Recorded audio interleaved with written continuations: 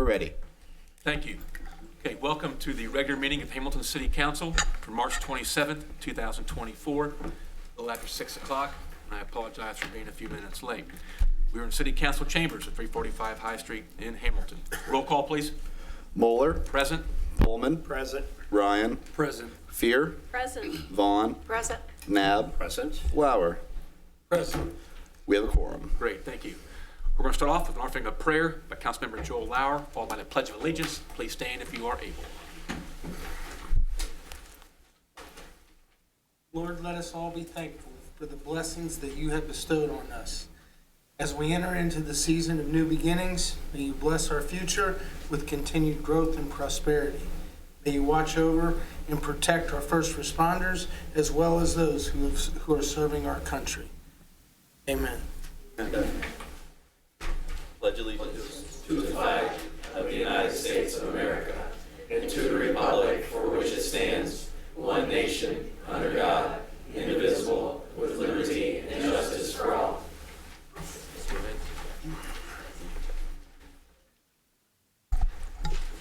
Thanks, Mr. Mayor. Yes. If I could, I just would like us to have a moment of silence for Joel Fink. I don't know how many people knew him, but he passed away on Sunday, and he was just one of the most calming forces in the city. He's left his mark in so many ways, and as a matter of fact, the year that Pat was voted mayor and we had Kathy Klink come on to council, he met with council 3 or 4 different Saturdays in the morning to create rules for the road, and he will truly, truly be missed. So if we could just have a moment of silence for him, I'd appreciate that.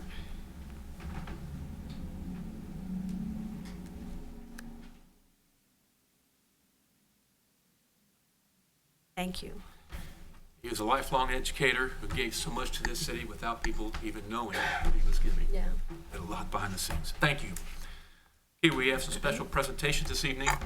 Both of them are going to be by Rich Engel. He's our city engineer, and he's going to have a projects update of some of the things that are going on around the city of Hamilton.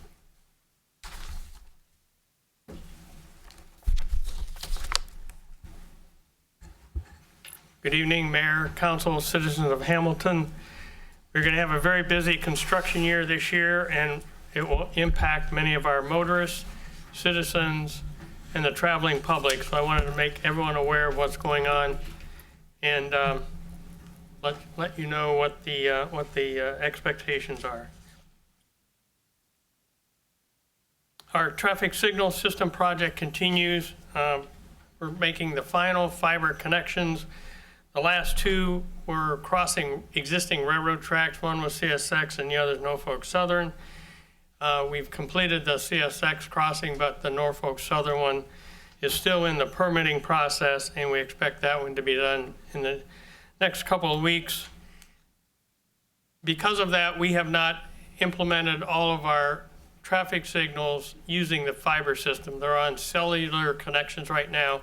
And with that, we do not want to go into the EMS preemption process until we have it all fiber, because the cellular is not as stable as the fiber is. So we expect the completion to be this summer. And again, once we get it all complete and running properly, we'll invite you down to our annex building, which houses the computer system. You can take a look at what the system, how it's viewed on our monitors and the screens. Hillstein Bridge Rehabilitation Project, we were fortunate. ODOT increased our grant by over $650,000. So they have capped out the ODOT grant to $2 million, which is typical for their bridge projects. And right now we're going through some reviews and processes that CSX has to approve. So they haven't physically started construction yet, but we anticipate that to start in early to mid-April. And with that, the construction will be complete by December of this year. And again, this is an aerial view of the bridge location between Fairfield and the city of Hamilton. And we have been in contact with Fairfield and with the Fairfield schools so that they're aware of that this connection will be closed for the next 9 months. Our 2023-2024 concrete repair and resurfacing program has been underway for quite a while now. The contractors completed curb, sidewalk, and drive approaches in the Cardome Hills subdivision, the New London Road, and Front Street. They're installing new catch basins on Northwest Washington Boulevard, and they're working on concrete curb, sidewalk, and drive approaches on Bender Avenue at the moment. So this is the Cardome Hills subdivision, includes Cardome Drive, Meadowwood Way, and Ridgefield Road. The Front Street portion of the project is from the railroad tracks south to Pershing Avenue. Bender Avenue is from Mosler Avenue to Parkamo Avenue with Con between Bender and Hensley. We will be resurfacing New London Road between Ross Hanover Road and West Fairway Drive. This will follow our road widening project that's underway right now in front of Baden High School. Two separate projects. That widening project is funded by ODOT through a grant, and then this New London, the resurfacing portion will be by city funds. Northwest Washington Boulevard between Eaton Avenue and Cleveland Avenue will be resurfaced as well. In addition, at the three intermediate intersections, we're widening the Northwest Washington slightly so we can add turn lanes for both east and westbound traffic. It will be helpful for motorists as they go through that area of Northwest Washington. We are coordinating that with the schools because we will be closing, I get this right, westbound traffic, the complete westbound route of Northwest Washington will be closed during that process to give the contractor adequate room for construction activities. So that will occur, but we're waiting until Eaton Avenue is done, and I'll talk about that next. But we're coordinating between Northwest Washington, Eaton Avenue, making sure the schools are well informed about what's happening with these two projects. And then Eaton Avenue between Park Avenue and 2 Mile Creek Bridge will be worked on. When the Public Works crews investigated the storm sewers on Eaton Avenue, they found some deficient pipes between the storm sewer and the catch basins, which must be replaced. Unfortunately, it requires complete closure of Eaton Avenue, and many of you probably saw the news release that went out this week that indicated we're going to be closing Eaton Avenue between Ray and Webster for the next 3 weeks starting Monday. So that will be a complete closure, block by block. There will be detours posted. And we've been in contact with the schools, and we're contacting the hospital as well.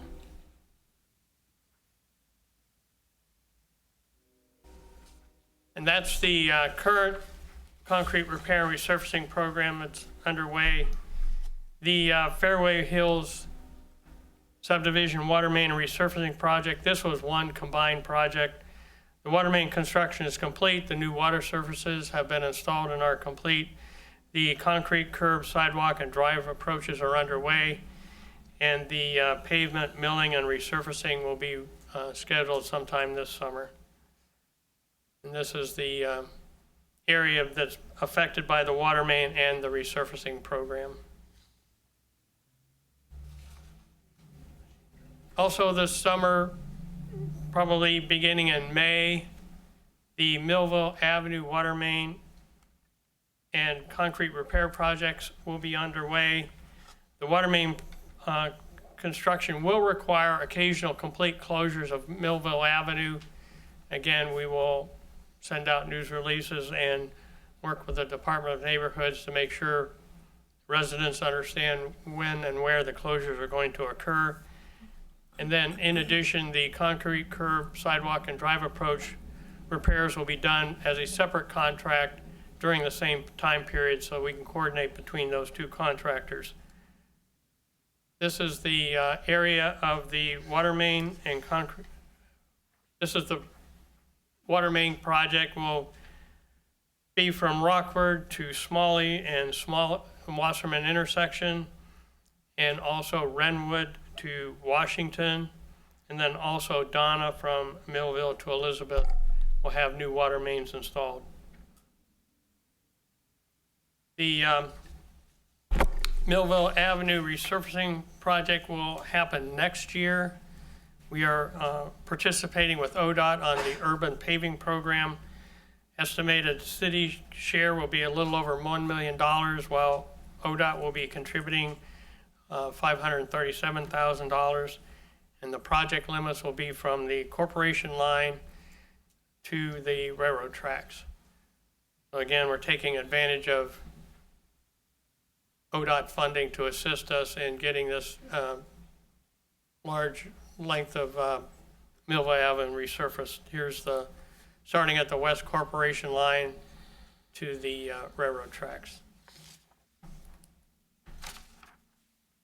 And also Donna from Millville to Elizabeth. The Tylersville Road reconstruction project has begun. It's being phased right now. The phase 1 is from Hamilton Enterprise Park Drive to Gilmore Road is closed to through traffic, and the contractor is establishing the drainage swales, as well as there's some electrical work being done at the same time. And then contractor will begin the actual street reconstruction after that. And again, it's from Hamilton Enterprise Drive to Gateway Avenue.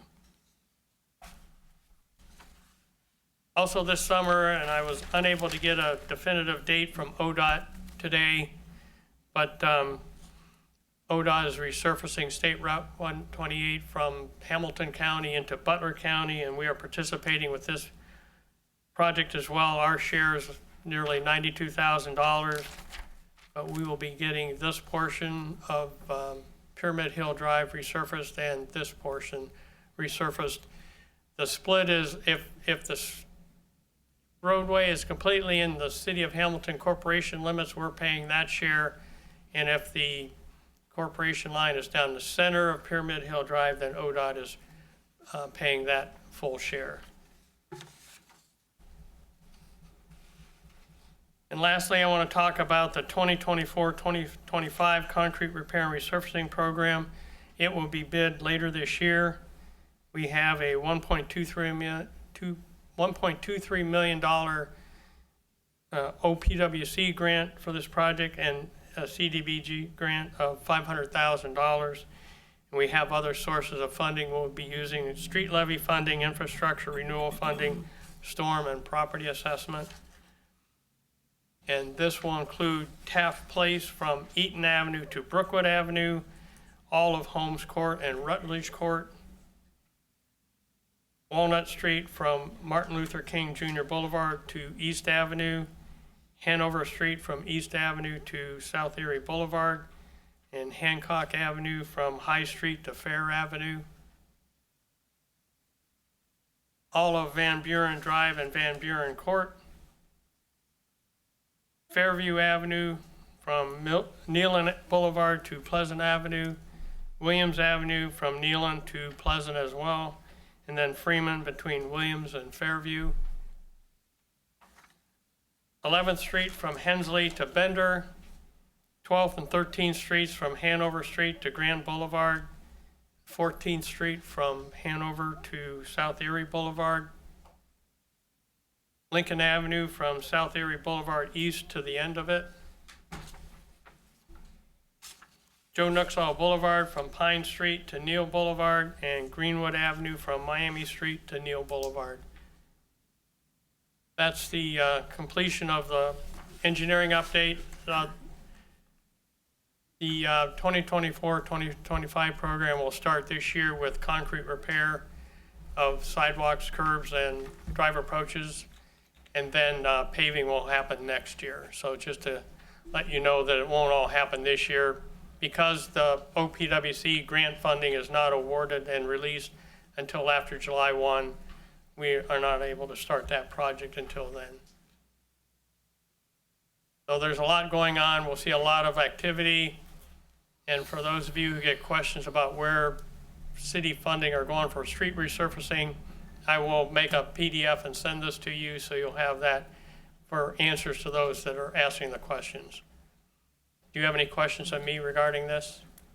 Thank you, Rich. That's an incredible number of miles and dollars. I mean, that's, and you said Bill Stein Bridge, $600,000 somehow not coming from us, it's coming from somebody Well, else. The project came in over budget on our bids from the contractor, so ODOT was generous and willing to increase the amount of funding. Again, our estimate had been prepared 4 years ago, so prices have went up substantially since then with all construction costs, and ODOT is aware of that, so they were very helpful in that regard. When again is Eaton Avenue going to be completely blocked? When to when? It'll be this summer, it'll be after school's out. We have to get the concrete work done first and the storm sewer repair done first, and then we'll do that afterwards. And again, it has to be coordinated with Northwest Washington because both of those will affect motorists since they're adjacent to each other essentially. Any questions or comments? Mr. Mayor, I do. Please. Rich, this is, it's probably related. In near intersections, there's a apparent inverted plate or perhaps a solar panel with a box, and they're perhaps 12, 14 feet in the air, mounted on poles.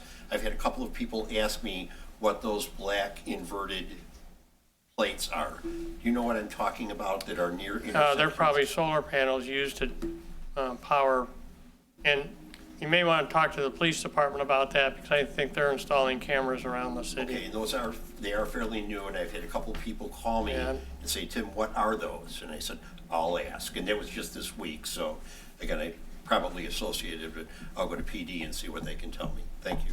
Yep.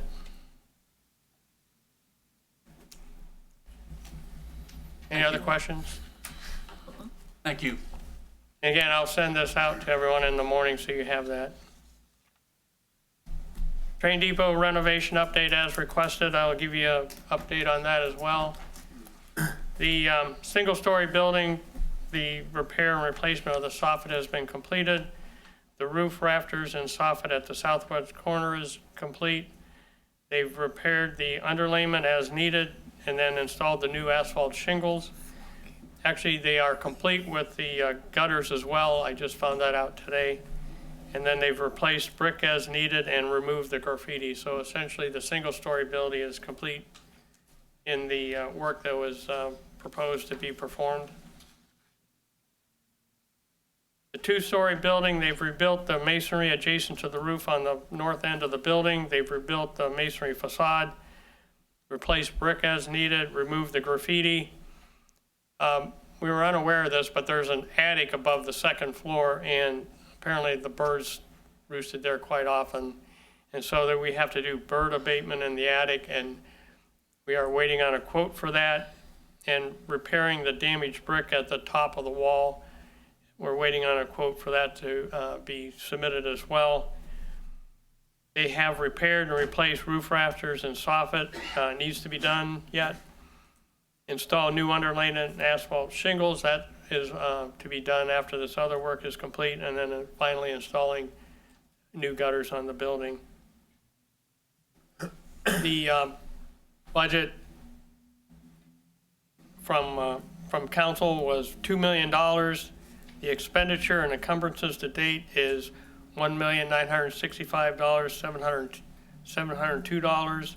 We have a remaining budget of $34,298, and I expect us to be within that budget to complete the items remaining, and then we anticipate completion of the project by the end of April.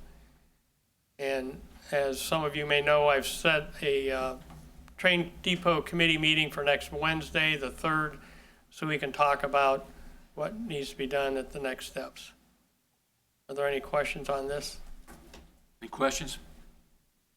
Mr. Mayor, Councilmember Vaughn. is there heat or air in the building? I mean, anything at all in the building right now? I'm sorry, is there Any what? heat, HVAC, anything in that building at all? Heating or, No, there's not. In fact, there's no concrete slab for the floor. It's all gravel. Okay. Because we don't know if a proposed tenant moves in, we don't know where they might want to place any of their restroom facilities or anything like that. So we've left it wide open, so it's essentially white boxed as what the original intent was. okay, thank you. Any other questions? Okay, Thank you. Rich, thank you.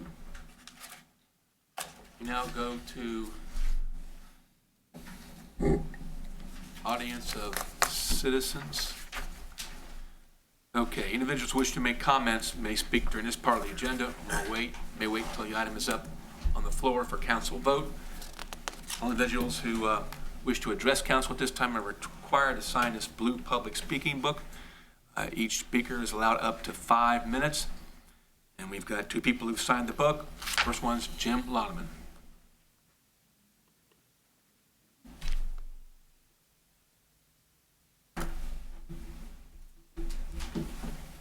Good evening, Council and Mayor. Good evening. Okay, I was last Friday over by the Kroger's over at Grand Avenue, you know, during rush hour. And that my place on Grand Avenue is about 4, 5, 6 blocks past Kroger's. One in the other direction, you past Kroger's. And that's the trains going there during the rush hour time. That should not be allowed. So you've got Because a it's problem. very dangerous, very dangerous, and everybody gets mad about that, you know. I do too. So who do you want to report something to? I don't know. I just want to report to the city so they can do something, you know, because it's pretty bad, I mean, right there. And Well, they should not allow the trains going there during rush hour. It's too bad. Well, thank you for bringing that to our attention. And we'll just monitor the situation. It's very, very bad during the rush hour. And it's bad enough during rush hour, but when the train gets on, it makes you 10 times bad, you know. Yeah, you're right. Thanks for sharing that with us, and we'll monitor that situation. Well, thank you. Thank you, Jim. Have a good night, all. You too. All right. Bob Harris, is he inside or outside? He's walking in. There he is. Grand entrance. Good evening. Good evening. Want to come to the podium and give us your name, address? Bob Harris, 429 South 2nd Street, Southeast Civic Association, President for 2nd and 4th Ward. This evening, I have maybe 2 things, or one and one. One, I've always had an unclear answer that the residents do not own the sidewalks, but the residents are responsible for repairs of the sidewalks and the curve. Since we've been working on Front Street to get that completed, the problem has been that people are parking on the curves, the new curves. I need some clear understanding, and I've been told that we're going to fill in the grass there so that people could park on the street. My concern is that the residents are responsible for the curves and the sidewalks, and I'd like to know why we decided to allow that. I understand that it's a narrow street, but if we do that for Front Street, are we opening ourselves up for all the other narrow streets? And Pat, you know as well as I know, we went on a bike ride down Front Street, and I asked the chief of police to cite you for going left to center. And so, having said that, I'm simply saying if you make that left on Hanover Street, which Herman Hill did once upon a time, and he got cited for going left to center when there are no center marks there, and only one car can go up the street at one time. So the serious question is, what are the rules going to be for parking on the curves? Now, as much as I walk the neighborhoods, the one thing I really hate, I hate to see cars parked on the line, cars parked on the curve. I don't think that is a good look for a city that wants to be a tourist city. And so I'm looking for some answers and some understanding how I explain that people can park on the curve on Front Street, but not on other streets. Can you help me out? Well, you've always been consistent, Bob. You care about the appearance of this city, and you want to make sure it's a clean city, and you've been real consistent. I do notice people parking on the curbs around town, and no one condones it or likes that, but some people are doing that. Now, I'd like to change people's behavior by being proud of their neighborhood and not having that look. And Rich, does that damage the curbs when you keep parking on the curbs themselves? Does not, sir. Does not? That's pretty sturdy stuff. There isn't an ordinance that addresses that. Okay. What can you tell us about that ordinance? I mean, I don't have any that addresses parking on curbs. Okay. So there is an ordinance, but also people need to control what they do as well, and not park on the curbs. You know, that's what you like to see happen, people not parking on the curbs, right? Me personally, I like a clear-cut rule that you can give to everybody that applies to all the streets, if that is possible. I can't explain why we're parking on new curves on Front Street when you can't do that on other streets. That's the problem at hand. Okay, so you want there to be enforcement on Front Street? No, I want a clear-cut answer, what we're doing, and if we're going to do that for every street. Does that make sense? It makes sense that you don't want it and nobody wants it. There is an ordinance. Is that correct, Rich? There is. Okay. Mr. Mayor, if I may. You please go ahead. Street in the city.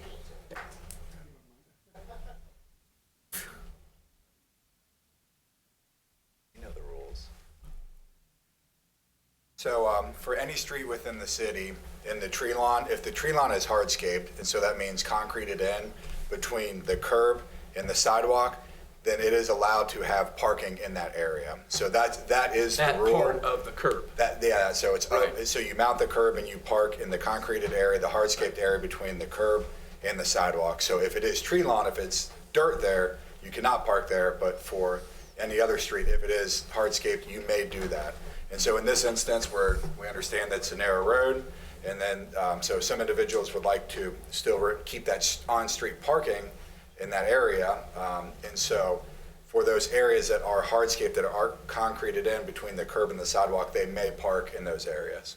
Okay, then can you send that to me, and is that a newly changed ordinance or rule? If it's not, I can send it to you. Okay, I appreciate that. So you know where Absolutely. people can park now and, okay, all right. I So- get the idea now. I was a little confused with the gutter and the curb, but go ahead. Okay, so what I'm saying, like, we went up Hanover Street, so let me understand this clearly. So you can park on the curve now, if there is no grass area between the curve and the sidewalk. Is that correct? Did I get that right? And when our Department of Infrastructure Executive Director says yes. Okay, then I think we need to get some literature out so people understand that, and that, you know, it's just not, you know, some privilege for one Okay. street. All right. And That's that I number would one. You appreciate. have a number two? Yes, I want number two. Number two, Rich, can I have that report you made today on street paving? Could you send that to me, and I will be giving you a call so that I understand that clearly. But I'm looking at timelines to get the streets in the Second and the Fourth Ward done before we come up with a new levy for street paving.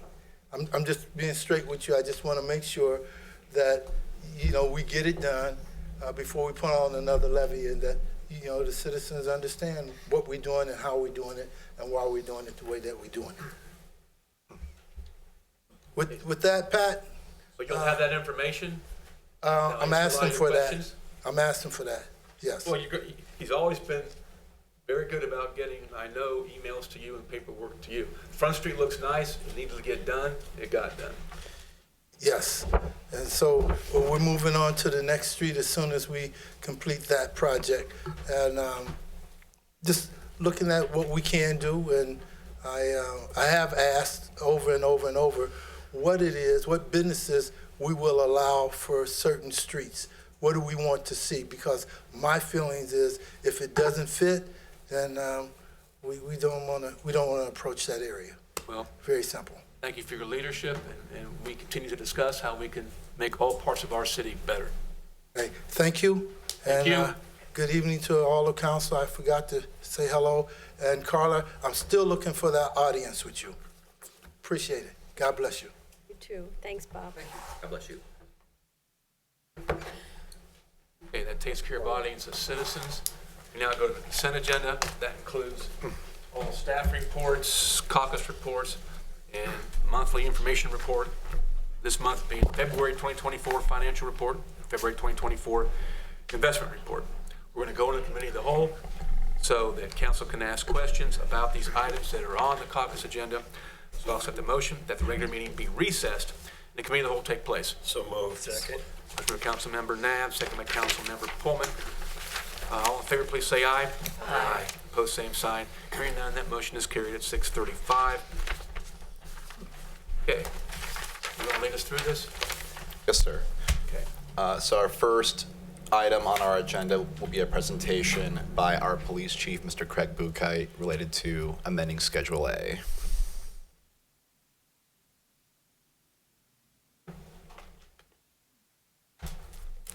Good evening, Mayor, members of council. This amendment to amend the classification is necessary as part of an intentional effort to eliminate positions and consolidate responsibilities at HPD. This position formerly was responsible for 6 personnel. That number has increased to 15, and this amendment is commensurate with those new responsibilities. Any questions? Thank you. Thank you. Next up for agenda items 2 through 3 will be a presentation by our planning director, Liz Hayden.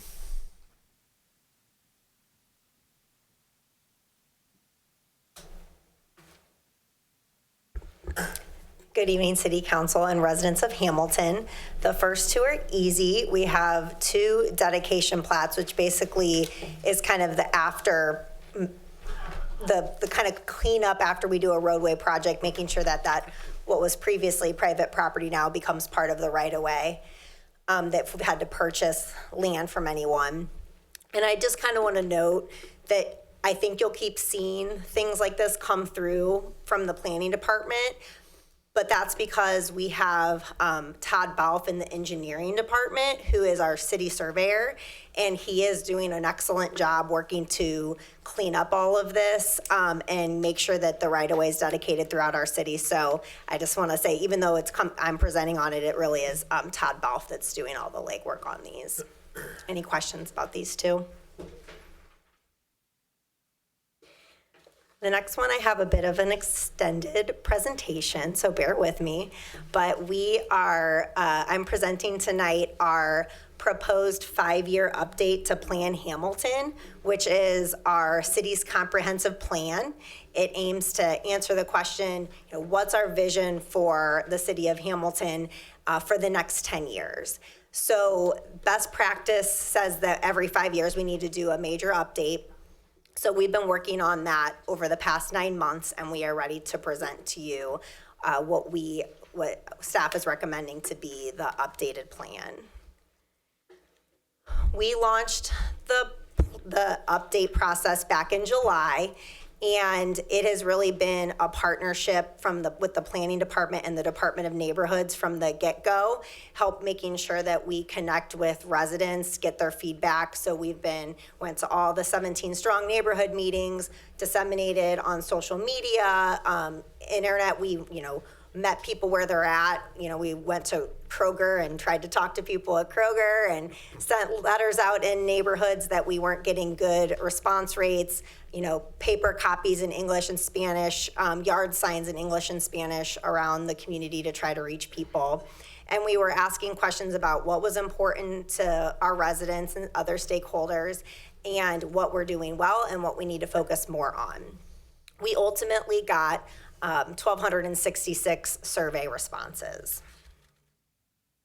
And the feedback that we got, here was the top 5 priorities that we heard from people. The first is to improve our roads. So the things that Mr. Engel discussed tonight is the top priority for people. The next is to ensure that Hamilton is a safe community. This actually was people's top priority. This was what was most important to people. But the second question was, are we doing a good job? And people said yes. They think that we are doing a good job here. So that wound up being got demoted to 2 because it's still important, but it's something that they think we're doing a good job with. And I think that's really important. So when we're talking about safety, that the feedback was positive. Not all of it, of course, but by and large, people think we're doing a great job. So the third is traffic. So that's different than roads, which is people want us to fix their roads. The traffic is improve traffic flow, help people get through town faster. The fourth is somewhat new to the list. It is back from 2019. It has gained importance, which is focusing on recreational amenities for our community. And the feedback that we got from people was they want more family-friendly, more free, more accessible amenities and activities in our community, especially things focused for older children and teenagers. And then finally, well-paying jobs that are easily and accessible to our residents is a top 5 priority. So we wanted to make sure that we reflected that feedback in our priorities. So this is what you'll see if you come to Plan Hamilton's website. This is the front page. And the main change you'll see on this slide is that we better prioritized the importance of safety. And then this is the second part of the priorities, and the major change with this slide is that there's a better call out to the importance of housing on here. That was something else that people identified as a top priority, was housing. So the policy topics is that one step drilling deeper than the front page of the website. So it's got more information, more action items, and we have 8 different policy topics. And the main changes that we're proposing is that for the first time, safety would be a standalone topic. Making sure our community is safe is a standalone topic area. And then we're combining music, art, and culture, and parks, recreation, and open space into a new broadened recreational amenities section that talks more about things we heard additionally, like more activities for teenagers, more family-friendly restaurants, more amenities in neighborhood business districts. So it's a bigger recreational amenities section. And so you'll see on here the proposed policy topics on the slide. And then drilling down to the most specific level of the plan, some policy topic areas that we're proposing to make changes on are a greater emphasis on adding more high quality housing, including affordable housing. Almost a quarter of respondents identified affordable housing as a concern. Then we also updated we will create a sense of place in our 17 neighborhood section, because the 17 Strong movement has grown and evolved and is doing amazing things, and we wanted to make sure that we reflected that in the plan. A lot has changed since 2019. There's a greater emphasis on free and accessible amenities for families, seniors, tweens, and teens in the recreational amenities section, and then a greater emphasis on family-friendly businesses and small businesses opening in neighborhood business districts. Another change, we spent a lot of time updating our mobility maps, because what we use our plan in a lot of different ways. But one of the ways that we use our comprehensive plan is to get grants for mobility projects. It has to be in the plan to apply for certain types of funding from the state and federal government. So we spent a lot of time with some residents' feedback, but also especially the traffic engineering team, police, a broad group of people to make sure that we have a lot of different projects in here. And then we're adding additionally a Safe Streets for All action plan that is focused on reducing serious injury and traffic fatalities in our community. You're gonna get a presentation more specifically on that new initiative in the next couple of weeks, but it is part of this plan. But like I said, we'll talk more about that probably at the next council meeting. And I did wanna say a special shout out, in addition to traffic engineering, who's been partnering on this update, that also the GIS department's been working really hard on these maps, especially Emily Johnson has spent a lot of time working on making this update. Because one of the things I didn't say is that we did all of this in-house. We didn't think that Plan Hamilton needed to be totally overhauled, so this was all just city staff working on this. Finally, once we compiled our first draft of this is what we heard, this is how we're proposing to change Plan Hamilton. We met with city staff. We did a couple other things to report back out, make sure we got it right. But then we worked on creating videos that highlight all the changes, because this is a really short snippet of what the plan says. The videos do a great job highlighting the different policy topic areas, and the proposed changes. This was a partnership with TV Hamilton. So Steve did a lot of work, so thank you very much, Steve. And Maddie Watkins was amazing, and lots, I think we had 30-ish or so stakeholders from the community participate in these videos to make them. So I hope you get a chance to take a look at them. You have any questions? A comment that Safe Streets for All task force, I think, is going to do some great things in our city. I mean, yes. A few of us sit on that, and I think Alan Messer's out there, and yep. I mean that you're going to see changes. So having a safe street has a domino effect on what's around that street. So thank you and those of you who are in here who are on that multi-departmental group. Thank you. Mr. Mayor. Please. Liz, everybody says we need more recreation for different ages. But when they say that, do they ever offer an idea of do we have a list of what they think would be successful? Yeah, we've been working on it. I've been meeting, that's a really fun one to implement, right? So I've been going to the freshman school and the high school to talk to students. I've been working with the Boys and Girls Club, the Parks Conservancy, the YMCA. We're trying to figure some stuff out. That's great. It's important, and there's some stuff we can do. Well, and it's important to hear from them that are going to participate. Yes, what absolutely. might be fun to us isn't to them. So I appreciate what you're doing. Thank you. Yeah, the things that they're saying are, some of them are very manageable, or maybe not necessarily what we thought they would say. So it's been great talking to them. Thank you. Mr. Mayor. Liz, I had the chance to watch a handful of the videos last night. They were very well done. And as you said, the stakeholders in the community, some of the members of the administration and the elected staff here, elected team here, your staff, what have you, did a great job of putting those together. Thank you. I hope people will view them and say, yes, we'd like to be able to buy into this and be part of the movement as well. So thanks for putting it all together. Any other comments? Thank you.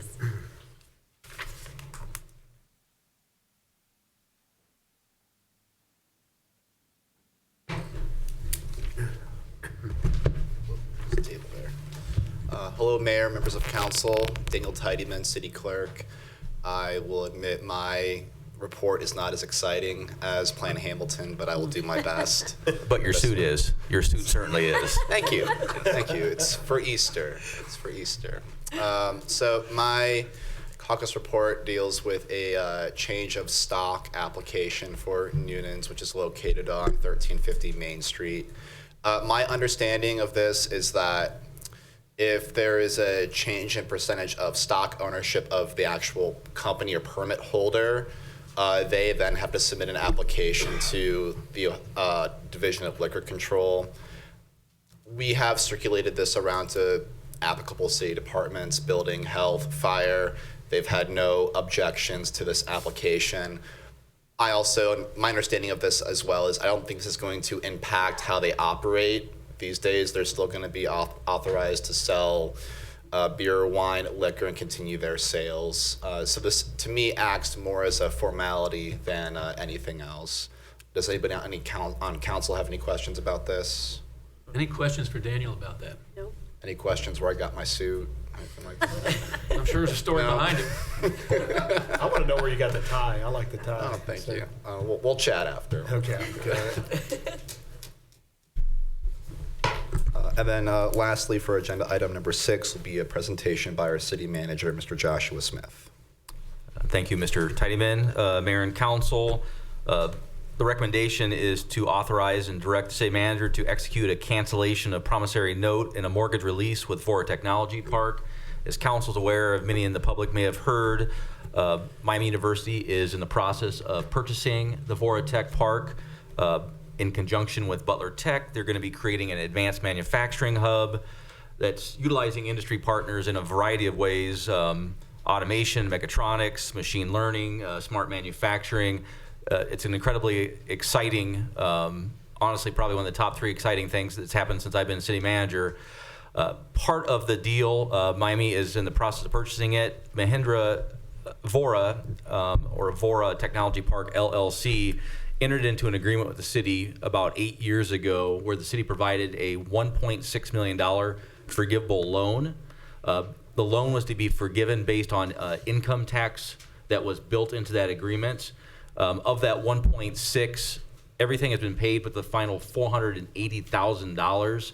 Miami approached the city about 3 months ago and asked as part of the deal if we would forgive that amount to shore up the last remaining gap they had in the closing cost. So what this is doing tonight is simply forgiving that remaining $480,000, which will then facilitate Miami to close on that property literally in the next couple days. Thank you for your hard work on that. It's another legacy project that you have got across the goal line. Well, it's certainly a big deal, and Miami University and Dr. Crawford, John Graft at Butler Tech worked very hard on this to get this deal done. But I can tell you that I did have an opportunity to talk to John Graft about 10 days ago. They've entered into 18 letter of intents with private companies to co-locate on that property. I think that we've not yet begun to understand the impact, because I think it's going to be a tremendous impact to the community in terms of job creation, job training, tax revenue, right on down the line. And I think it's also going to be very beneficial to Lindenwold and Riverview neighborhoods, as it serves as an anchor in terms of a lot of activity coming in and out of that area that frankly has not been very active in the past decade. Great project. Okay, is there a motion that the committee of the whole be closed? So moved. Second. Motion by Councilmember Fear, seconded by, Councilmember Ryan. All in favor, please say aye. Aye. Opposed, same sign. Hearing none, that motion is carried. Accept the motion's regular meeting be reconvened. So moved. Second. Motion by Councilmember Nab, seconded by Councilmember Fear. Roll call vote on that motion to reconvene the regular meeting. Moeller. Yes. Pullman. Yes. Ryan. Yes. Fear. Yes. Vaughn. Yes. Nab. Yes. Lauer. Yes. Motion adopted, 7-0. Prior to accepting the next motion, I have to abstain from council's agenda item number 2. So it has to be a roll call vote on that one and then a voice vote on the others. That's correct. So, even though I'm the one abstaining, I guess I have to read that into the record. Is that correct, Madam Law Director? That's fine, Mr. Mayor. Okay. So is there a motion that council receive caucus agenda item number 2, and concur on item number 2's recommendations. We read it into the record. Sure. Before I do that, do we also need to adopt a motion to pull Sure, yeah. that sure. item Yep. number 2? Okay. Your motion that we pull item number 2 from the caucus agenda, do a roll call vote on that one, and a voice vote on the rest. So moved. Second. Motion by Vice Mayor Pullman, second by Councilmember Fear. All in favor, please say aye. Aye. Opposed, same sign. Hearing none, that motion is carried. Would you please read item number 2 into the record?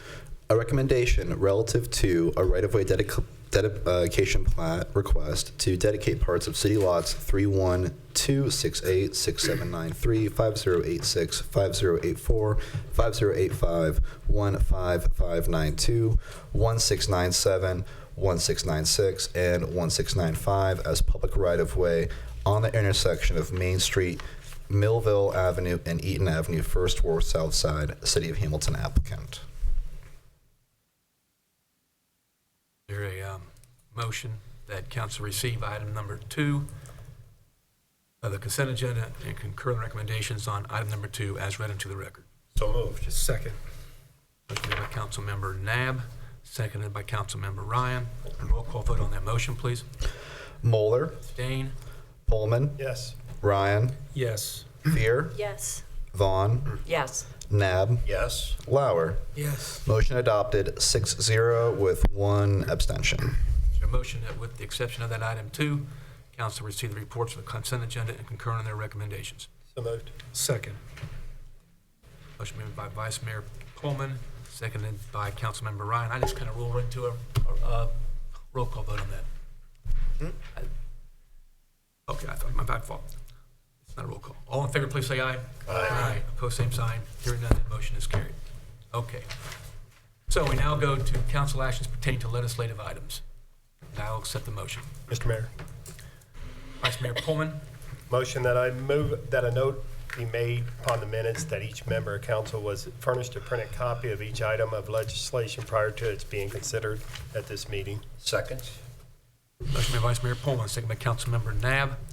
All in favor, please say aye. Aye. Opposed, same sign. Hearing none, that motion is carried. We now go to pending legislation, agenda item number 7, second reading of an emergency ordinance involving a joinder agreement with the BCFA. An emergency ordinance authorizing a joinder agreement for the city to join the Butler County Finance Authority pursuant to Ohio Revised Code Section 4582.26 and declaring an emergency. Second reading. Mayor, Councilmember Fear, I move the ordinance be adopted. Second. motion by Councilmember Fear, second by Councilmember Ryan. Any comments on this at all prior to a roll call vote? Right. Comments, no questions? Roll call vote on number 7. Moeller, Yes. Pullman, Yes. Ryan, Yes. Fear, Yes. Vaughn, Yes. Nab, Yes. Lauer. Yes. Ordinance adopted 7-0. Go to agenda item number 8, which is the second reading of emergency ordinance involving the pay range for seasonal maintenance workers. An emergency ordinance amending Schedule D2 of the Classification and Compensation Plan of the City of Hamilton, Ohio, as set forth in Emergency Ordinance Number EOR 2023-4-44, adopted April 12, 2023, as amended from time to time by revising the pay range for Class Code 110 seasonal maintenance worker from range 24 to range 30 as set forth in said ordinance. Second reading. Mr. Mayor, Councilmember Vaughn. I move the ordinance be adopted. Second. Motion by Councilmember Vaughn, second by Vice Mayor Pullman. Questions, discussion, or comments on this one? Hearing none, roll call vote, please. Moeller, Yes? Pullman, Yes. Ryan, Yes. Fear, Yes. Vaughn, Yes. Nab, Yes. Lauer. Yes. Ordinance adopted 7-0. We go to agenda item number 10, which is the second reading of an emergency ordinance relative to our electric and natural gas services rates. An emergency ordinance amending sections 943.05, 943.06, 943.06, 943.08 of Chapter 943 Electricity, and Sections 947.03, 947.04, 947.05, 947.12, and 947.18 of Chapter 947 Gas Services of the Codified Ordinances of the City of Hamilton, Ohio, relative to electric and natural gas service rates. The second reading. Mr. Mayor, Councilmember Vaughn. I move the ordinance be adopted. Second. Motion by Councilmember Vaughn, second by Councilmember Fear. Comments, questions? For the record, we did have a presentation about this, explaining the logic and the needs behind doing this. Okay. Roll call vote. Moeller, Yes? Pullman, Yes. Ryan, Yes. Fear, Yes. Vaughn, Yes. Nab, Yes. Lauer. Yes. Ordinance adopted, 7-0. Here we go to agenda item number 10. Second reading of an ordinance involving changing the specific zoning of certain specific properties. An ordinance amending the City of Hamilton zoning ordinance number 7503 by changing the zoning of specific properties located at 646 Clinton Avenue from R2 Single Family Residence to TN3 Traditional Neighborhood 3 and 255 Campbell Avenue from TN1 Traditional Neighborhood 1 to B2 Community Business, City of Hamilton applicant, second reading. Mr. Mayor, Councilmember Fear. I move the ordinance be adopted. Second. Motion by Councilmember Fear, second by Councilmember Vaughn. Questions on this one? Hearing none, roll call vote. Moeller, Yes? Pullman, Yes. Ryan, Yes. Fear, Yes. Vaughn, Yes. Nab, Yes. Lauer. Yes. Ordinance adopted, 7-0. Now go to new legislation. We've got two readings of emergency ordinance involving lease with ODW. An emergency ordinance authorizing and directing the city manager to execute First Amendment to lease with ODW Logistics LLC for space in One Renaissance Center located at 345 High Street in Hamilton, Ohio. First of two readings. Mr. Mayor, Vice Mayor Pullman. motion that the rules be suspended and the said ordinance be read a second time by its title. Second. Motion by Vice Mayor Pullman, second by Councilmember Vaughn. Roll call vote on that motion, please. Moeller, Yes? Pullman, Yes. Ryan, Yes. Fear, Yes. Vaughn, Yes. Nab, Yes. Lauer. Yes. Motion adopted, 7-0. Second reading of that emergency ordinance, please. An emergency ordinance authorizing and directing the city manager to execute First Amendment to lease with ODW Logistics LLC for space in One Renaissance Center located at 345 High Street in Hamilton, Ohio. Second reading. Mr. Mayor, Vice Mayor Pullman. make a motion that the ordinance be adopted. Second. Motion by Vice Mayor Pullman, second by Councilmember Vaughn. Discussion on this one? None. Roll call. Moeller, Yes? Pullman, Yes. Ryan, Yes. Fear, Yes. Vaughn, Yes. Nab, Yes. Lauer. Yes. Ordinance adopted, 7-0. Go to agenda item number 12. Two readings of emergency ordinance involving 80 acres. An emergency ordinance authorizing and directing the city manager to execute a First Amendment to a lease with 80 Acres Urban Agriculture Incorporated for space in One Renaissance Center at 345 High Street, Hamilton, Ohio. First of two readings. Mr. Mayor, Councilmember Vaughn. I move the rules be suspended and said ordinance be read a second time by its title. Second. Motion by Councilmember Vaughn, second by Councilmember Nab. Roll call vote on that, please. Moeller, Yes? Pullman, Yes. Ryan, Yes. Fear, Yes. Vaughn, Yes. Nab, Yes. Lauer. Yes. Motion adopted, 7-0. And the second reading of the emergency ordinance, please. An emergency ordinance authorizing and directing the city manager to execute a First Amendment to lease with 88 Acres Urban Agriculture Incorporated for space in One Renaissance Center at 345 High Street, Hamilton, Ohio. Second reading. Mr. Mayor, Councilmember Vaughn. I move the ordinance be adopted. Second. Motion by Councilmember Vaughn, seconded by Councilmember Nab. Comments or questions about this emergency ordinance? Hearing none, roll call. Moeller, Yes? Pullman, Yes. Ryan, Yes. Fear, Yes. Vaughn, Yes. Nab, Yes. Lauer. Yes. Ordinance adopted, 7-0. Go to agenda item number 13, two readings of an ordinance involving supplemental appropriations. An ordinance making supplemental appropriations for current expenses and other expenditures of the City of Hamilton during fiscal year ending December 31st, 2024. First of two readings. Mayor, Vice Mayor Pullman. make a motion that the rules be suspended and the said ordinance be read a second time by its title. Second. Motion by Vice Mayor Pullman, seconded by Councilmember Ryan. Roll call vote on that motion, please. Moeller, Yes? Pullman, Yes. Ryan, Yes. Fear, Yes. Vaughn, Yes. Nab, Yes. Lauer. Yes. Motion adopted, 7-0. Okay, second reading. An ordinance making supplemental appropriations for current expenses and other expenditures of the City of Hamilton during fiscal year ending December 31st, 2024. Second reading. Mr. Mayor, Vice Mayor Pullman. make a motion that the ordinance be adopted. Second. Motion by Vice Mayor Pullman, second by Councilmember Ryan. Comments or questions about this one? Hearing none, roll call, please. Moeller, Yes? Pullman, Yes. Ryan, Yes. Fear, Yes. Vaughn, Yes. Nab, Yes. Lauer. Yes. Ordinance adopted, 7-0. Okay, number 14 on the agenda is a first reading of an ordinance involving our concrete repair and resurfacing program. An ordinance levying special assessments for public improvements in accordance with resolution number R 2022-2-12 adopted December 23rd, 2022, relative to the construction and repair of existing sidewalks and driveway aprons on various streets and avenues in the city of Hamilton, Ohio. First assessment roll for the 2022 concrete repair and resurfacing program, first reading. Okay, now go to agenda item number 15, first reading of an ordinance involving Pyramid Hill Boulevard concrete repair and resurfacing. An ordinance levying a special assessment for public improvements in accordance with resolution number R 2023-2-10 adopted February 8th, 2023, relative to the construction and repair of existing sidewalks and driveway aprons on various streets and avenues in the city of Hamilton.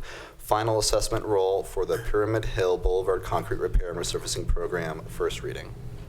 Okay, thank you. We go to agenda item number 16, which is two readings of emergency ordinance involving an employment agreement with the Butler County Finance Authority and Joshua Smith. An emergency ordinance authorizing and directing the city manager to enter into an employment agreement with Butler County Finance Authority and Joshua Smith for the purposes of administering Joshua Smith's salary and benefits, first of two readings. Mr. Mayor, Councilmember Vaughn. I move the rules be suspended and said ordinance be read a second time by its title. Second. Motion by Councilmember Vaughn, second by Councilmember Nab. Roll call vote on that motion, please. Moeller, Yes? Pullman, Yes. Ryan, Yes. Fear, Yes. Vaughn, Yes. Nab, Yes. Lauer. Yes. Motion adopted at 7-0. A second reading of that emergency ordinance, please. An emergency ordinance authorizing and directing the acting city manager to enter into an employment agreement with the Butler County Finance Authority and Joshua Smith for the purposes of administering Joshua Smith's salary and benefits, second reading. Mr. Mayor, Councilmember Vaughn. I move the ordinance be adopted. Second. Motion by Councilmember Vaughn, second by Councilmember Nab.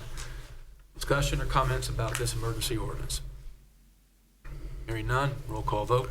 Moeller, Yes? Pullman, Yes. Ryan, Yes. Fear, Yes. Vaughn, Yes. Nab, Yes. Lauer. Yes. Ordinance adopted, 7-0. Go to agenda item number 17, emergency ordinance, two readings involving the employment agreement with Craig Bucay. An emergency ordinance approving the terms and conditions set forth in the city manager employment agreement with Craig Bucay and authorizing and directing all council members to execute said agreement, first of two readings. Mayor, Vice Mayor Pullman. motion that the rules be suspended and said ordinance be read a second time by its title. Second. Moved by Vice Mayor Pullman, seconded by Councilmember Fear. Roll call vote on that motion, please. Moeller, Yes? Pullman, Yes. Ryan, Yes. Fear, Yes. Vaughn, Yes. Nab, Yes. Lauer. Yes. Motion adopted, 7-0. Second reading of the emergency ordinance, please. An emergency ordinance approving the terms and conditions set forth in the city manager employment agreement with Craig Bucay and authorizing the directing all council members to execute said agreement, second reading. Mr. Mayor, Vice Mayor Pullman. motion that the ordinance be adopted. Second. Motion made by Vice Mayor Pullman, second by Councilmember Fear. Discussion, comments, questions on this one? Hearing none, roll call vote. Moeller, Yes? Pullman, Yes. Ryan, Yes. Fear, Yes. Vaughn, Yes. Nab, Yes. Lauer. Yes. Ordinance adopted, 7-0. Go to agenda item number 18, two readings of emergency ordinance involving a master lease agreement with Mueller Hotel. An emergency ordinance authorizing and directing the city manager to execute a master lease agreement with Mueller Hotel LLC for property located at 20 High Street, first of two readings. Mr. Mayor, Councilmember Vaughn. I move the rules be suspended and said ordinance read a second time by its title. Second. Motion by Councilmember Vaughn, second by Councilmember Ryan. Roll call vote on that motion, please. Moeller, Yes? Pullman, Yes. Ryan, Yes. Fear, Yes. Vaughn, Yes. Nab, Yes. Lauer. Yes. Motion adopted, 7-0. Thank you. We have a second reading of the emergency ordinance, please. An emergency ordinance authorizing and directing the city manager to execute a master lease agreement with Mueller Hotel LLC for property located at 20 High Street, second reading. Mr. Mayor, Councilmember Vaughn. I move the ordinance be adopted. Second. Motion by Councilmember Vaughn, second by Councilmember Ryan. Any discussion or comments on this one? Hearing none. Roll call vote. Moeller, Yes? Pullman, Yes. Ryan, Yes. Fear, Yes. Vaughn, Yes. Nab, Yes. Lauer. Yes. Ordinance adopted, 7-0. Okay. Audience of the city manager. Wow. First, I want to thank the students. They obviously heard this was my last council meeting, so they all showed up to support me, which just warms my heart. But honestly, I have about 60 seconds worth of comments. I have an email that I'll be sending council next week. It was just easier for me to put a lot of my thoughts into writing. And if you are interested, I did send you a memo. I gave a copy to Craig Buchheit earlier tonight that I sent council back in June of 2017, which at the time I didn't recognize it would be my halfway point in my tenure as city manager.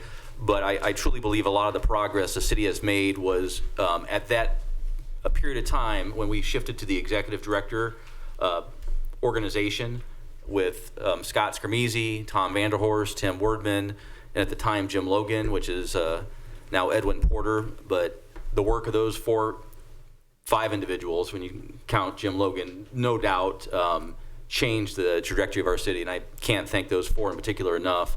I do just have something very personal to say, but like I said, I do have a very long email I'll share with council next week. I've got 3 items that I'm wearing tonight. One of them is a ring that was my great-grandfather's ring, and this reminds me of resilience. During the Great Depression, he owned a jewelry store, and times got so bad that my grandfather had to go, actually hitchhiked out to California to work at a plane factory because they couldn't keep him on payroll at the jewelry store. Long story short, they got through the Great Depression. My great-grandfather created this ring for himself coming out of that as basically a remembrance of that. So which I've got that on tonight. I've got a pair of cufflinks on tonight that my dad was almost the age to the month that I started as city manager at Hamilton. He became a vice president for JCPenney's in New York City.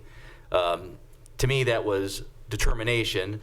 My dad had signed an NFL contract with the Vikings, had got cut pretty early in his career, took a job at JCPenney's, a part-time job, selling shoes, trying to figure out what to do with his life. And 15 years after he took that part-time job, he got promoted into a very significant vice president's role in New York City. So for a small kid from Iowa that only went to college to play football, he also played basketball and baseball in college, but that to me was the determination. Finally, I got a watch for my wife right before we got married, and that reminds me of grit, because if you know the redhead out in that crowd, if anyone has grit, it is her. And she's done some pretty incredible things, and so that reminds me of that. So with that, I cannot thank City Council enough, but like I said, I'll put it into writing just because it's just easier for me to do that. So thank you very much.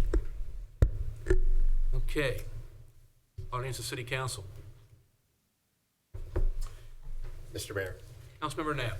Joshua, earlier in conversation, you talked about 3 projects that have been catalytic and transformational for our city.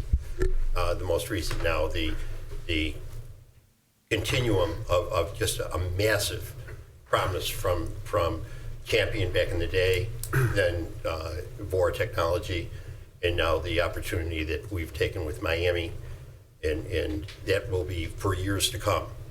It's not just a short-term plan. But where I'm going with that is without you, without your vision, the 13 and a half years that we have all worked together so well under your leadership, when you joined us and came here with a wish to be successful, you certainly have proven that success time and time and time again. We know that your relationship will continue with Hamilton, with Butler County.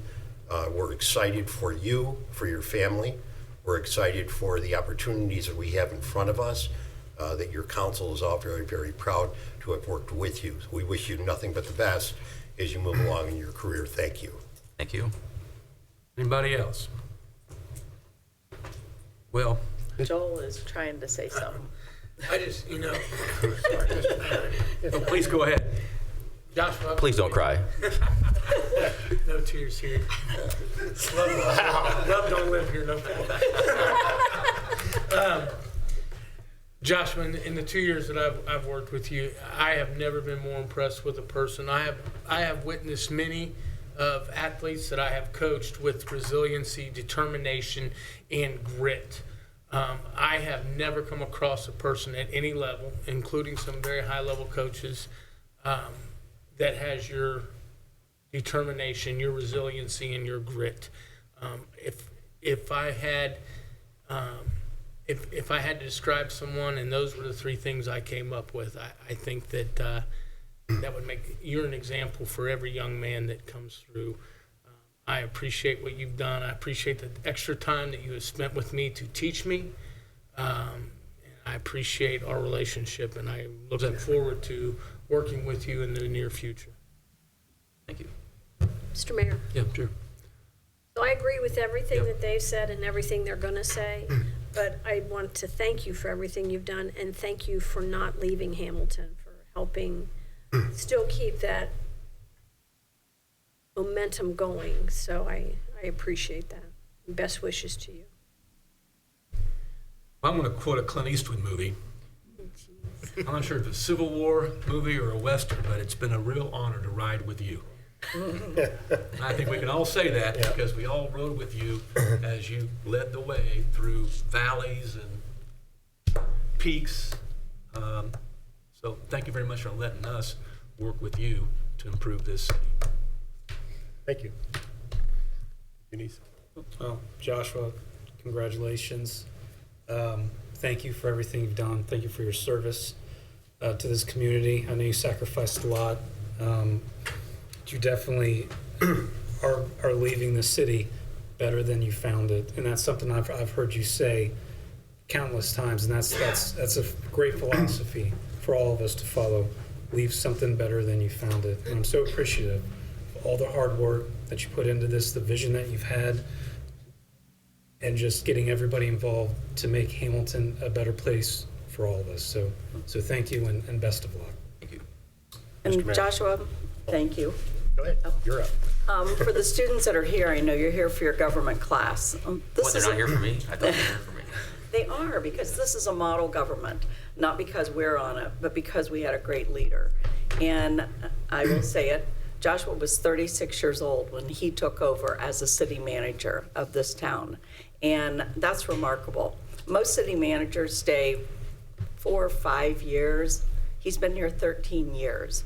And so the changes that in your life, I know you don't remember back when, 15 years ago maybe, but it's a very different city. And I grew up here and I knew it when, and I know it now. And I just couldn't be prouder to be a part of this group, but to have a leader like Joshua. So he is a model for all of you to look up to. He'll still be in town. He's going to do remarkable things.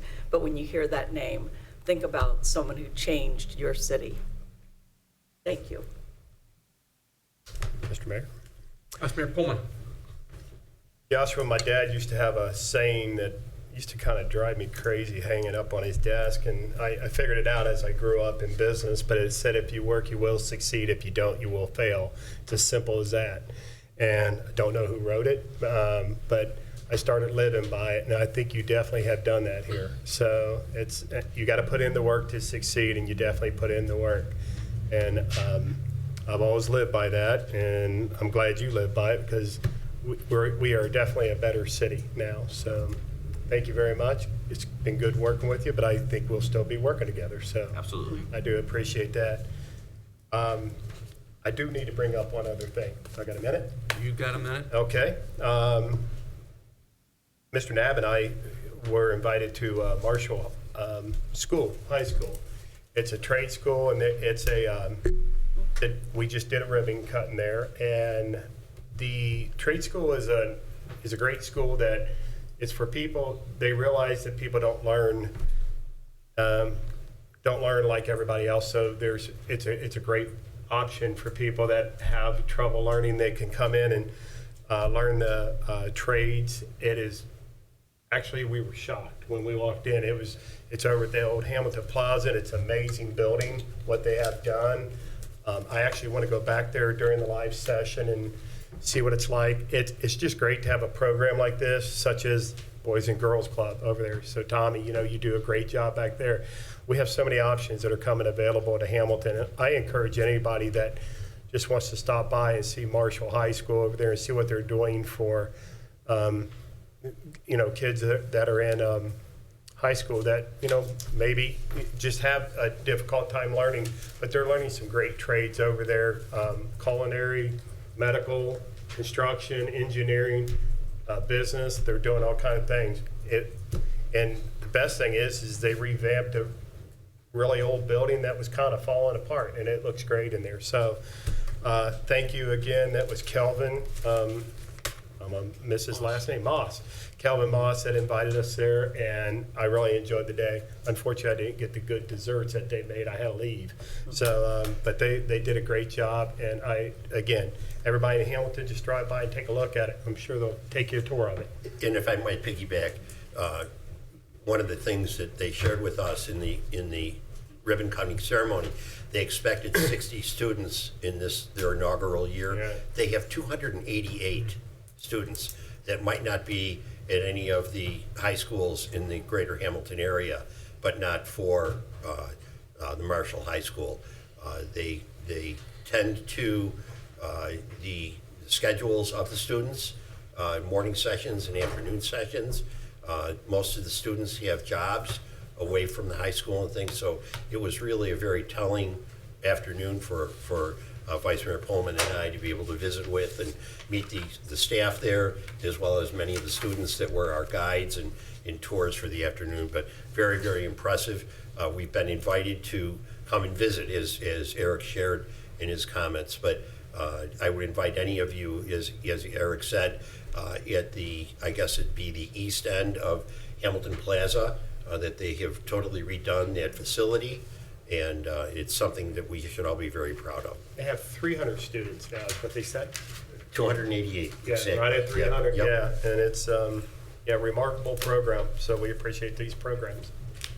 I want to also mention that Joshua Smith was inducted into the Junior Achievement Hall of Fame. Oh, that's right. And that was, he definitely earned that for what he's done with economic development and also mentoring the great city team that we have.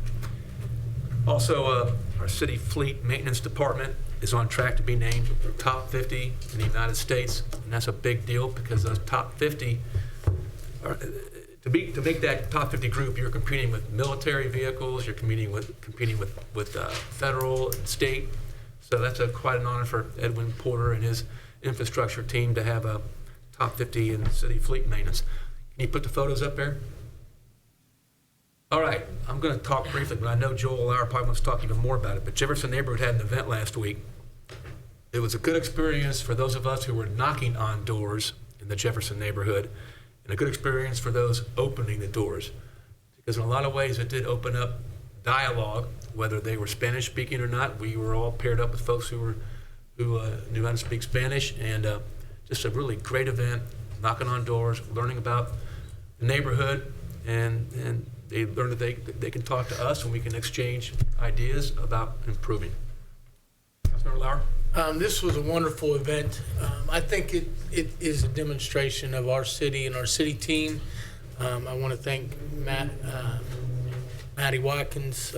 She put this together, her and Sarah Silva. I'm very appreciative of this, but I think I hope that this stands as a symbol that we are proponents of all our neighborhoods and that we are moving forward, and we recognize an influence that is coming into our schools more and more with the Hispanic population, and we do want to reach out to the Hispanic population and make sure that they know that they're a part of this community and that we will continue to grow with them. We want to work beside them. We want to work beside some of our neighborhoods that need some improvements, and I believe that we're This is a sign that when we go out and walk and knock on doors, and I will continue to do so, and I believe council will as well, I believe that's a sign that we're reaching out to our neighborhoods and our people in our neighborhoods that says we are trying to create a neighborhood that you guys want. So please feel free to join us. Please feel free to contact me if you are interested in getting involved in some of the future activities that we are going to be planning. Thank you. Mr. Mayor, if I can just tag on quickly. So I want to announce an upcoming event in our neighborhoods, Spring Clean the 17 that our Department of Neighborhoods and 17 Strong does. Students, I have up here some flyers you can take to put with your reports, but it also has the dates. So May 1st through May 17th, we will be doing cleaning in our neighborhoods. Each neighborhood has one day designated. 5 p.m. till 6 p.m. It's 1 hour. 1,700 hours is 5 p.m. You show up at the location. We have everything you need to just help us clean up our neighborhoods. We did it last year. It was a great success. I encourage anyone that wants to come out, but especially when it's in your neighborhood. On the first day, we start at Rotary Park on High Street, 5 o'clock till 6 o'clock, and then there'll be a little celebration after that as we kick off the month. So I know it's still a month away, but get it on your calendars. May is busy. Thank you. Anyone else? Mr. Mayor, I have one quick request. Please. Liz Hayden, we started out last year with 64 Brookwood, and we gave them some time frames to work within. I was in hopes that you could possibly at next council meeting, give us some updates where we are with that property. I think it's important. I think that's a major piece of property that we need to move forward on very quickly, and I'm just would like an update on it. I know that you kind of are in charge of that, but I have not seen any movement there, and that you feel the same way. Yeah, I'm happy to provide you a presentation. Thank you. Thank you. Anyone else have any kind of comments at this time? Is there a request for executive session, Mr. City Manager? Unless council would. Yes, council would like to have one. Okay. Personnel. Yeah, consider discussion on employment of public employee. Okay, I do have a request for executive session. I forgot. It is to consider the appointment, employment, dismissal, discipline, promotion, demotion, or compensation of a public employee or official. Right, okay. Any other reasons? Okay, is there a motion sir. to council go into executive session for that stated purpose given by our city manager? So moved. Second. Motion made by Vice Mayor Pullman, second by Councilmember Ryan. Roll call vote on that motion, please. Moeller. Yes. Pullman. Yes. Ryan. Yes. Fear. Yes. Vaughn. Yes. Nab. Yes. Lauer. Yes. Motion adopted, 7-0. Okay, 7:26. We'll come out of executive session just to reconvene the regular meeting, and then we'll adjourn that meeting. So business in public is over with. And it's 7:26.